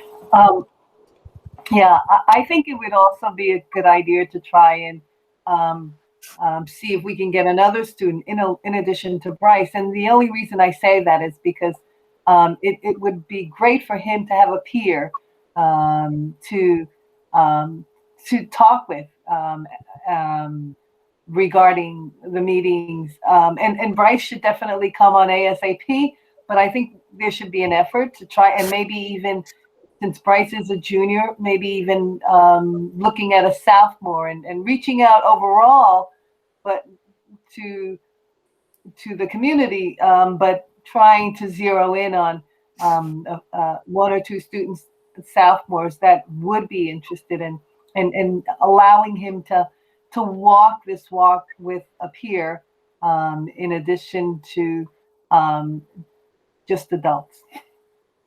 I want to tell you, just putting my legislative hat on top of everything, that they just this past week, the House voted in favor of changing the town charter for Brattleboro to allow 16-year-olds to vote in municipal elections, which is pretty cool. They can't vote for school matters, but they can vote for other municipal elections, and they can run. I love it. Yeah, pretty neat. Okay. Next on our agenda is the Burl Hinton question. And again, this is a fund which West Windsor has had for a number of years, stayed with West Windsor in the merger, but our board has to still vote on use of the funds. Jennifer Aldrich, are you here still among us? I think so. Can you hear me? Yeah, there you are. We got you. Take it away. All right, so the funds specifically are designed to support 3 areas: library, music, and art. And in the past, we've used it for things like our mural, for buying instruments for our ensembles. What we would like to try and do with it for this year is to collaborate with the local library to bring in a music ensemble that meets COVID guidelines. So the taiko drumming ensemble from Burlington would collaborate with the library in West Windsor and us to bring in just up to a quintet, it sounds like, of drummers. And hopefully at that point, we're still pretty solid on the 300 people can be outside in that space. We've run it by risk management. And as long as we stick to the under 300 at the current time, although they did say that it's possible that it would open up to even more than that later on, that we could do that. And they would use the acoustic shell that's on the property now. And Jim said he's happy to help us align grids so we could keep people socially spaced and grouped in their own family pods, however they assign themselves to come. So we're looking to collaborate with them. We'd like to spend, it should be no more than 4,000 at this point for the group to come and participate. So we're just asking if that's something that we could consider this year. This is for students or for families or for the community? It's for the whole community. It will be on a Saturday. And a part of the idea is to see if we can pull the school and community in partnership really to work in that and get families engaged, get our community engaged. Part of it also has to do with literacy and gardening. And so we're hoping to get, community garden going at the school this year in a kind of full force, since we no longer have Mary Kay Cronin fixing our gardens all the time and Vicki Jones fixing our flower gardens all the time. So we're hoping to engage the community in that process as a part of that also.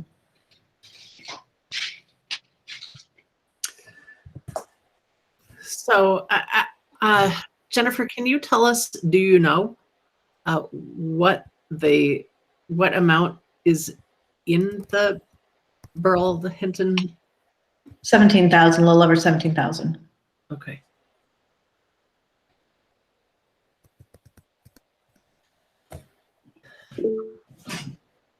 I hear a hand, Rebecca. Yeah, thanks, Jennifer. with this effort, where would it be? And is it solely for the Brownsville community or West Windsor community? Will it be available to the Windsor students and the Windsor community? So great question. The first is we would want to open it up to the community in general. So it wouldn't be limited to any one specific community. My hope is that it would be a nice opportunity for those who feel comfortable mingling together at that point, that they could come based on the COVID guidelines that were given at that point. The date is June 5th. So it's a Saturday. It'd be at 3 o'clock. And that would be at the Albert Bridge School.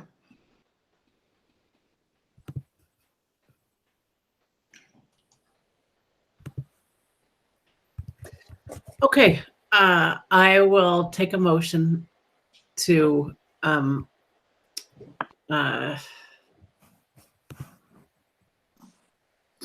authorize Jennifer to use up to what, $4,500 for the purpose of collaborating with the library. So, sorry, before I take that motion, can you please describe the collaboration with the library? Yes, so Mary Blood Library has also authorized some of the funds to help pay for that, and they're going to help organize the event as well. Okay. And help us integrate some of the gardening aspects of, and I don't know how the gardening thing connects to the Tyco yet, but they promised me it does. And when I get my head around it, I'll understand it better. But they're going to help with both volunteer work as well as funding. Okay. All right. Thank you. So I'll take a motion to authorize up to $4,500 in spending for a June 5th concert and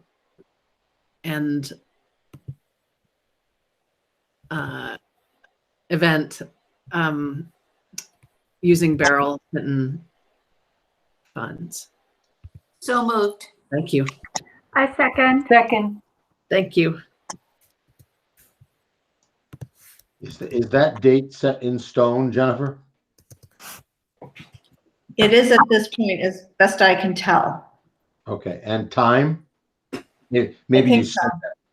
Yeah, the time is currently at 3 o'clock. Okay. And that gives us enough time for us to get everything set up that day, hopefully with all the extra guidelines. All those in favor of authorizing Jennifer Eldridge to spend up to $4,500 in Barrel for a concert taking place on June 5th, please indicate by saying aye. Aye. All those opposed? Jennifer? Looks like Rebecca Yes. had a Yeah. clarifying question. Oh, how will individuals know to let you know, or whoever is organizing the event, that they would be participating? Students or parents or whomever? So there are two ways currently that I think we're going to do it. One will be I'm planning on sending out some links to the community that they can fill out a Google form, so it makes it easy if they're tech savvy. And then the other way is to put in that same like advertisement world, if you can't fill out the Google form, give either myself or the librarian there, Peter Money, a call, and we will add you to our Google form. So sorry, was there anybody opposed? Okay. The ayes do have it. And that is, we've reached the end of our, oh, I hear a bloop. Well, that was thank I you. was just saying thank you. Thank you from Jennifer. Yeah, it sounds like a lot of fun. Okay, items for action. I don't think we have any items for action, do we? No, we Okay. do not. And setting the next agenda. Student rep. Student rep. But is that really, well, okay. I think I think too, Bryce. I think he's anxious to give some report. You know, I think that would be good. Let's put him on- That's what I was thinking. Let's put him on the agenda. Yeah. Report from Bryce. Good, Moody. good. Or we can at least invite him to do it. I think Because he's saying that he'd be glad to do it between now and the end of the year, but that's really only one meeting. right. So it's really just him giving a report Maybe anyway. 2 if we're, What's that? I said What did you maybe say? 2 if we're lucky. Maybe Maybe we're 2 lucky. meetings if we're lucky. Yeah. Yeah. Well, we meet in the summer sometimes, right? I think summer programming, Elizabeth, should go on there because we should be nearly finalized at that point. And also end of year activities, a pretty good update there. And then Elizabeth, did you want to talk any further about, you know, Mount Scottney has their own efforts around equity. I mean, do you want to talk? I know you've had conversations, which is part of what I think brought the chief of police up. Did you want to talk a little bit about that next time? I'm having a hard time understanding what you're asking, David. Can you please rephrase? Well, I knew you were in touch with another. I mean, we've got our SU-wide equity and anti-racism task force, but then there was some work that was going to be done specific to Mount Scottney, and we haven't talked about that tonight at all. And not that that's critical, but I mean, I just didn't know if there were updates around that. I know you've been making contact with Lisa Ryan, but my understanding has been that we could not formally engage Lisa until we've reached a certain point with okay. legal matters. All right. And that's why, I mean, that is the only reason why she has an agreement all ready to go, and I told her to hold off because I thought we all understood. We wanted to wait until we didn't have to be quite so careful. Yeah. Is that not what everybody thinks? No, and as you say that, it's coming back to me now. I remember we wanted to finish the task force work first, and then maybe the policy work, and then maybe move forward. No, it wasn't that. It was that we felt awkwardly, or we weren't really sure whether we should move forward while we're still engaged in lawsuits. Oh, okay. Right. I might have missed that part, but that was the legal advice. So makes sense. That was the legal advice. Makes sense. Yeah. So unfortunately, it's.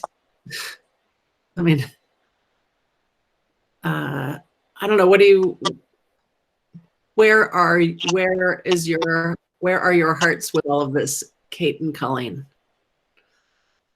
Knowing that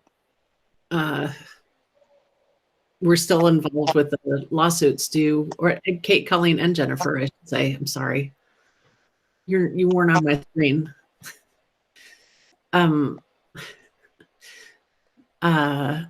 What do you think about this?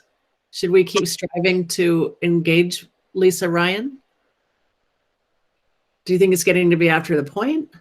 I mean, I still think it might be important work to do, but it still has value. And I don't want to just drop it because it's dragged on too long, because it's still important.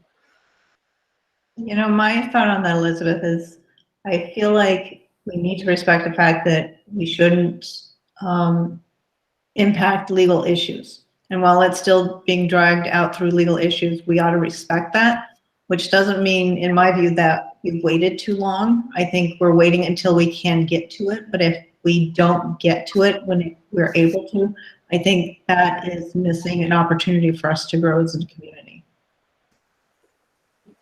Right. That is the thing. So I guess the real question is there a point at which it's too late?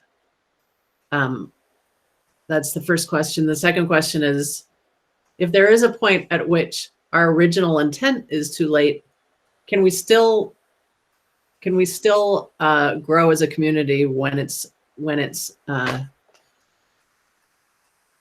possible to engage Lisa.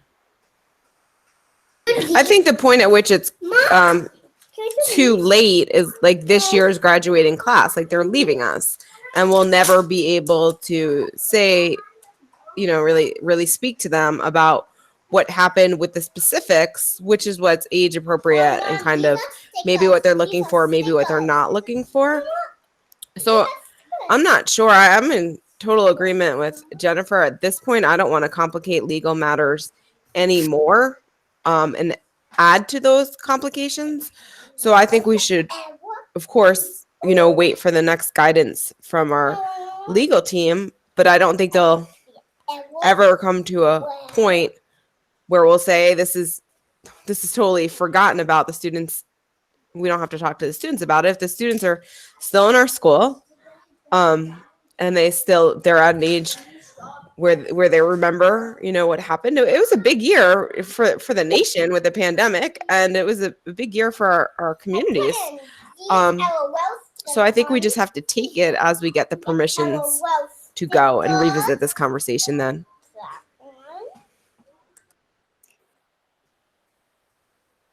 Amy?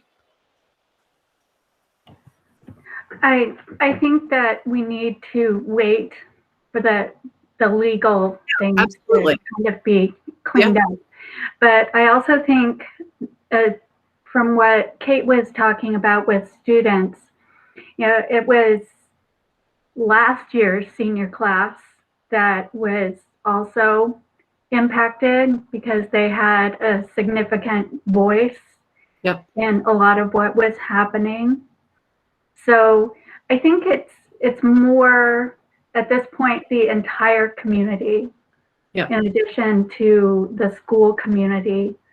And I think it's also very helpful the work that we're doing at the SU level, kind of working towards that, laying the groundwork so we can have a really robust conversation in the Mount Escutney School District. Thank you. Colleen? Yeah, I was just gonna say I'm in agreement with Jen and Kate and Amy, but I also feel that even if our intent of what our original intention was with Lisa Ryan doesn't mean we can't access great resources when we're ready to. Yeah. Okay, good. So we will remain where we are right now until the legal matter seems to make some kind of movement of some sort. Bill, are you okay? You're making some faces over there. Yeah, I'm itching my leg. Okay. All right. So I will not put that on the next agenda, David. Then I'll leave it off. And what was another thing? Oh, I was thinking. That's because we need to end. At our next supervisory union meeting, we were going to have a broad discussion about goals for the year. And I was thinking that maybe we could have a local discussion kind of mirroring the SU board discussion. What do you think?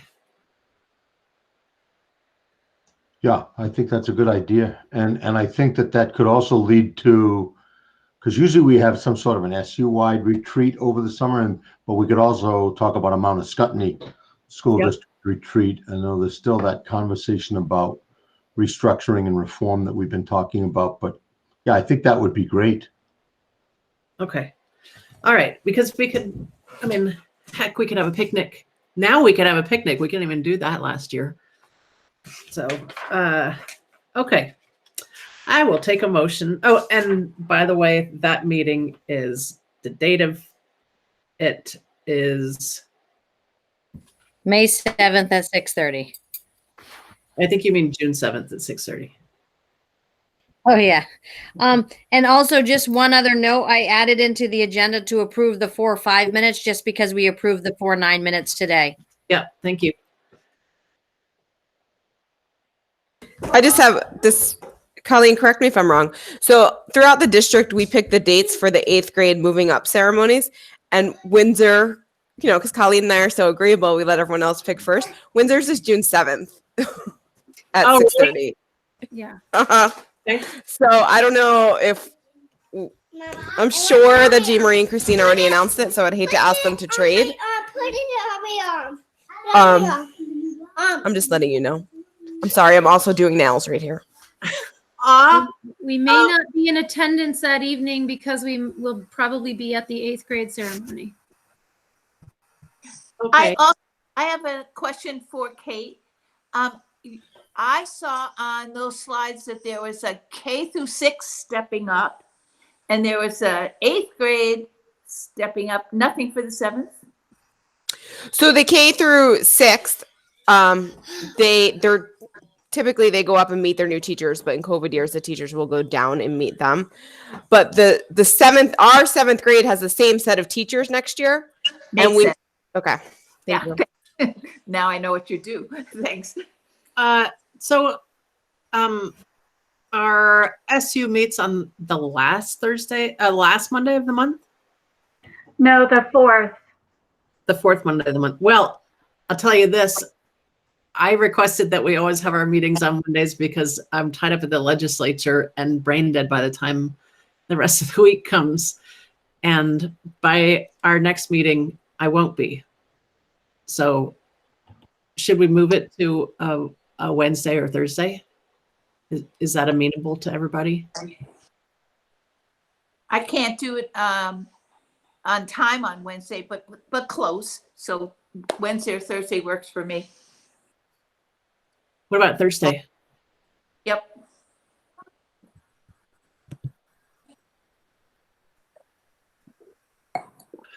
I can't do it on that Thursday. I just can't. Are we thinking about the 3rd? Is that what we're talking about?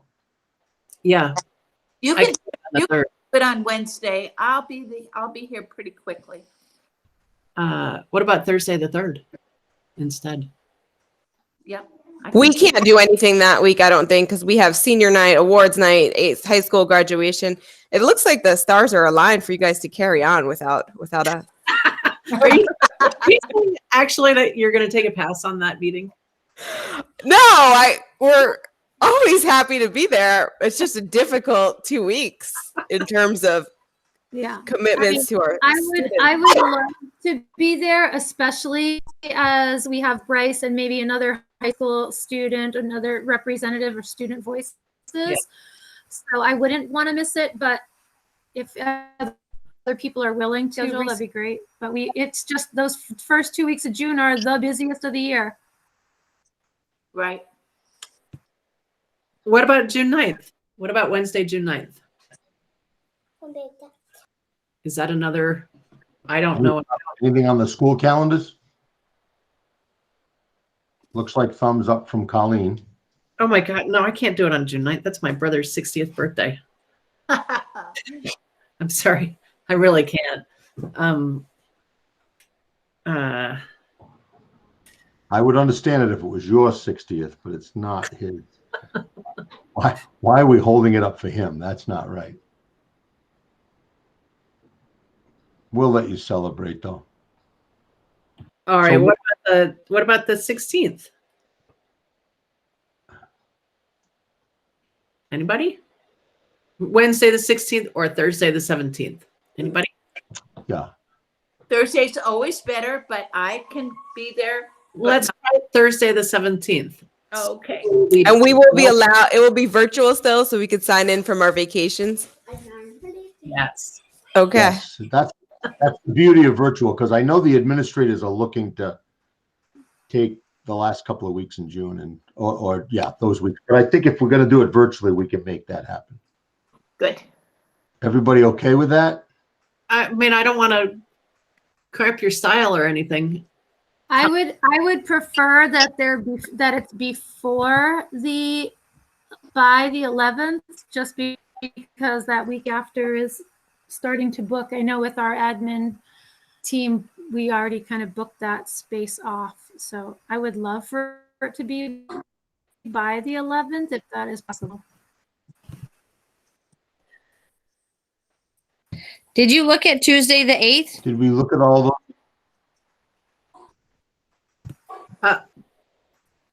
Oh, Chris Garnjost is the person who can't do it on Tuesday the 8th, or on Tuesdays. Does anybody else have any trouble? Is Rebecca still here? Where did she go? No, she's here. She's just not on my screen. My schedule is flexible, so I'm good. Okay. What about Tuesday the 8th? Well, Yes. just hold on a second. Let me just look and see, because I think Weathersfield might meet on the second Tuesday of the month. Hold on. Weathersfield's student night, or it might be a student afternoon for their 8th grade class, or a 8th grade morning. I don't know. I'm not sure if they're evening that day. Well, they also have their school board meetings on the second Tuesday. So that would be tricky, I think. What happened to the Monday of that second week? That's not good. The Monday of that second week. That's the 7th, right? 7th. Colleen and Kate can't be there. Okay. And we looked at the 8th, we looked at the 9th. We are at the 8th. I can't possibly do either the 9th or the 10th. Okay. I really can't. So it may be that we're going to have to push in virtually to that next week. Or wait till July. But that's a little rough. I know the principals really wanted the weeks of the 14th and 21st off. We talked about that across the SU. What about that last week in June? 28th would be the SU, right? But by then you're already into July, I guess, right? What can I just throw something out there? And I'm kind of having a powwow with Colleen right now, just in front of you all. Can we push the 7-8, the 8th grade passages ceremony till 6, and you and I could show up at the board meeting at 7. You guys can start at 6:30. We'll show up at 7. I was going to ask what time that was. I think that's reasonable. We can try that. Yeah. So that would be the 7th or the 8th? That would be the same meeting time. We'll have our 8th grade ceremony start at 6, and we will plan to arrive at the board meeting by 7. But is that on the 7th? Yes. Yes. Monday, June 7th. Who's on first? I know exactly. That works for me. Sorry to make that drawn out. Thank you. And I can make sure to tell Lori, like, to put the superintendent stuff first and push you down in the order a little bit so that, the other things can go first. Yeah. Or we could have the meeting start at 7. Yeah, we can start at 7. And I mean, it's a pretty light meeting. It won't take terribly long unless we get into another discussion about the date. Exactly. I think the 7th starting at 7 is good. I agree. Going once? Yes. I'm about to send the invite. Okay. Sold. I'll take a motion to end the meeting. So moved. And is there a second? I second Amy. Okay. All right. All those in favor of ending the meeting, please indicate by saying Aye. aye. Aye. Good job. Have a great month. Bye-bye. See everybody. Thanks, Elizabeth.